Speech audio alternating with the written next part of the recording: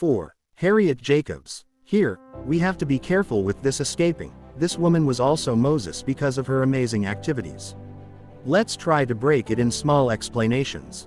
For Harriet Jacobs, escaping slavery meant hiding for several years in a prison of her own devising. Born into slavery in North Carolina, Jacobs spent her teenage years living in fear of a cruel master who refused to let her marry and made repeated and increasingly brutal sexual advances toward her.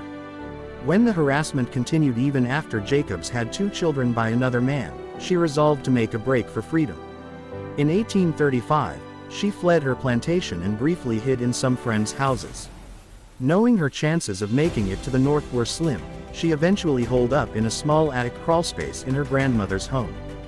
The rat-infested room was tiny, only 9 feet long and 7 feet wide, with a sloping ceiling that never reached higher than 3 feet, and Jacobs later wrote that it offered no admission for either light or air. Nevertheless, she would spend an astonishing 7 years living in the coffin-like space, watching her children play in the yard through a small peephole and only leaving for brief periods of nighttime exercise. Jacobs finally made her escape to the north in 1842, after a friend helped her secure passage on a boat bound for Philadelphia.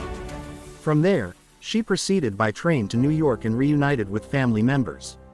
She spent the next few years working in New York and Boston but remained wary of being captured by her former master until friends helped arrange her purchase and manumission.